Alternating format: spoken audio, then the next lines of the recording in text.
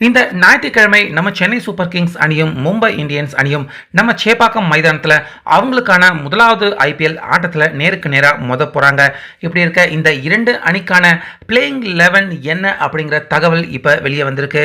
So இதில் நிச்சயமாக நம்ம சிஎஸ்கே அணி மும்பை இந்தியன்ஸ் அணிக்கு எதிராக துரோகத்தால் இந்த மேட்ச்சில் கண்டிப்பாக வீழ்த்தப்படுறதுக்கான வாய்ப்புகள் இருக்கிறதா தகவல்கள் இப்போ இருந்தே வெளிவந்த வண்ணம் இருக்குது. ஸோ அது என்ன அப்படின்னு டீட்டெயிலாக இங்கே இப்போ நம்ம பார்க்குறதுக்கு முன்னாடி ஃபஸ்ட்டு இரண்டு அணிகளின் பிளேயிங் 11 என்ன அப்படிங்கிறத அடுத்து பார்த்துடலாம். ஃபர்ஸ்ட் நம்ம சிஎஸ்கே அணியின் ஓப்பனராக கேப்டனான ருத்ராஜ், அவர் கூட கான்வே, மூன்றாவதா ரச்சின் ரவீந்திரா, நான்காவதா ராகுல் திரிபாட்டி, ஐந்தாவதா நம்ம சிக்ஸர் நாயகன் சிவம் தூபே, ஆறாவது பிளேயரா ரவீந்திர ஜடேஜா, ஏழாவது பிளேயரா வழக்கம் போல நம்ம MS தோனி, எட்டாவது பிளேயரா நம்ம தமிழக பிளேயர் ரவிச்சந்திர அஸ்வின், ஒன்பதாவதா சாம் கரன், பத்தாவதா கலீத் அகமது, கடைசி 11வது பிளேயரா பத்திரனா.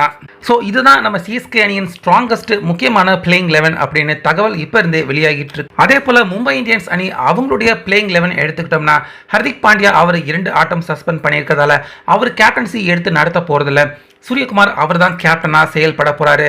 ரோஹித் சர்மா ஒரு பிளேயராக தான் இந்த ஆட்டத்தில் விளையாட போறாரு. ஸோ அந்த வகையில் ஓப்பனரா ரோஹித் சர்மா வர போறாரு. அவர் கூட விக்கெட் கீப்பரான ரிக்கல், மூன்றாவதா திலக் வர்மா, நான்காவதா சூரியகுமார், அஞ்சாவதா நமன்தீர், ஆறாவது பிளேயரா நம்ம சிஎஸ்கே பிளேயரான மிச்சல் சாண்ட்னர், ஏழாவது பிளேயரா கரண் சர்மா, எட்டாவதா மீண்டும் நம்ம சிஎஸ்கே பிளேயரான தீபக் செஹர், ஒன்பதாவது பிளேயரா ரீஸ் ட்ராபி, பத்தாவது பிளேயரா ட்ரெண்ட் போல்ட், கடைசி 11வது பிளேயரா அஸ்வின் குமார். ஸோ இந்த பிளேயிங் 11 தான் மும்பை இந்தியன்ஸ் அணி அவங்களும் விளையாட போறதா தகவல்கள் வெளியாகிட்டு இருக்கு.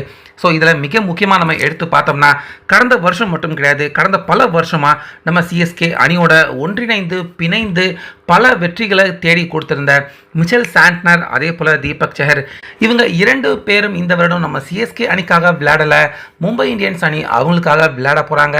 ஸோ ரோஹித் சர்மா அதே போல் சூரியகுமார் இவங்க 2 பேரை வைத்து தற்போது சேப்பாக் மைதானத்தில் தீவிரமாக பயிற்சி எடுத்துக்கிட்டு வர்றாரு அப்படின்னு நேத்துல இருந்தே தகவல்கள் தொடர்ந்து வெளிவந்துகிட்டே இருக்கு. ஏன்னா மும்பை இந்தியன்ஸ் அணி இதுவரைக்கும் நம்ம சேப்பாக்கம் மைதானத்தை பொறுத்த வரைக்கும் அவங்க பெருசா நம்ம சிஎஸ்கே அணியை வீழ்த்த முடியாம பல வாட்டி தோல்வி அடைஞ்சிருக்காங்க.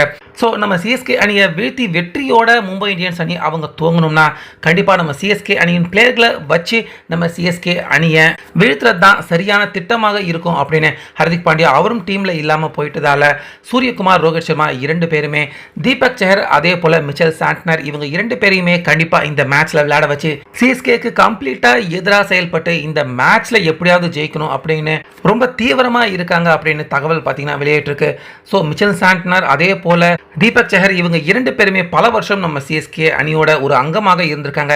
இவங்க தற்போது எதிரணியில் விளையாடுறது, அதுவும் முக்கியமான நம்ம சிஎஸ்கே அணியின் எதிரியாக கருதப்படுற மும்பை இந்தியன்ஸ் அணியில் விளையாடுறது நிச்சயமா சிஎஸ்கே அணிக்கு இது ஒரு சின்ன பேக் ஃபேரையாவது கண்டிப்பாக ஏற்படுத்த தான் செய்யும். நம்ம தோனி எல்லாத்தையும் சமாளித்து இந்த ஆட்டத்தில் வெற்றி பெற வைப்பாரா? உங்கள் கருத்தை சொல்லிடுங்க.